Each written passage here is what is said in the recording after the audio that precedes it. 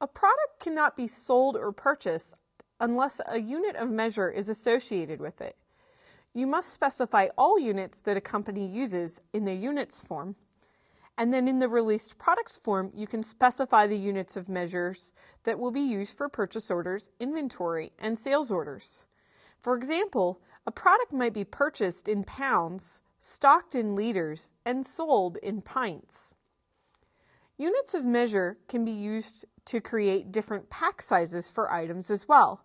For example, soda is available in eaches, 12 packs, and 24 packs.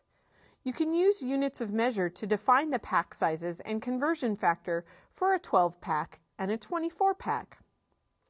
For standard units of measure and conversions, you can use the unit creation wizard to populate the unit and unit conversion screen with default data.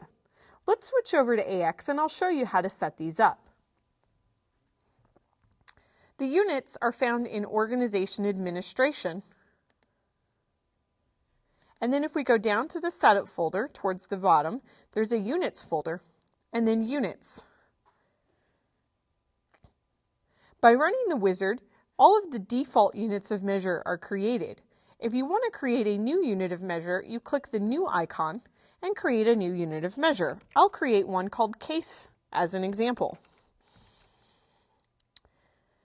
In the classification section, it's important to select a unit class. In this particular case or example, a case is a quantity-based unit of measure, so I will leave it as the default. However, if I was setting up something like feet, it would be a length unit of measure. For quantity-based, the system of units can be set to be metric or United States customary units. For this example, I'm going to leave it as none. You can also select whether this is a base unit or a system unit. You can specify the decimal precision, and in Russia, there are some Russian classifiers that can be specified. Next, I'll show you how to make unit conversions. This is done in the Unit Conversions form. Here you can see that there are many unit conversions that are created. Most of these were created by the wizard. Standard unit of measure conversions are used when you want to convert something from pounds to kilograms, for example. It's always the same conversion, no matter what item you select. Intra-class conversions are used when you want to convert an item from one unit of measure to another unit of measure that are still in the same class. For example, if I wanted to convert an item from eaches to cases, they are both quantity-based unit conversions, so I would create them in the Intra-Class Conversions tab. The Inter-Class Conversions tab is used for items that are in different classes of measurement. So for example, if I wanted to convert something from eaches to pounds. You can create the conversions directly from these screens by using the New button, but I'll demonstrate how to do this for a specific item. We'll do this by going back to the Release Products form, which is found in Product Information Management, underneath Common, and then Released Products. You can also do this from the All Products and Product Masters form.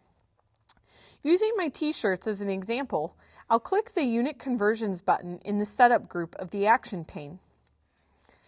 You'll notice that it defaults to the inter-class conversions, so I'll click the New icon. It defaults to the product that I'm on, the t-shirt item, and I'll type a factor. In this case, I'm going to say 12 and convert from cases to eaches. When you save the record, down on the bottom half of the screen, you can verify that you've set it up correctly by looking at the result.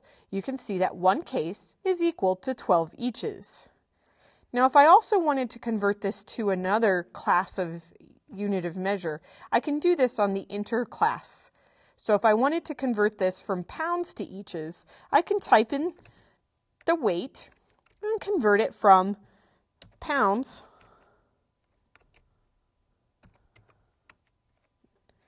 without the S, LB, to eaches. Now you've seen how to set up units of measure conversions. In our next lesson, I'll show you how to create not stocked products.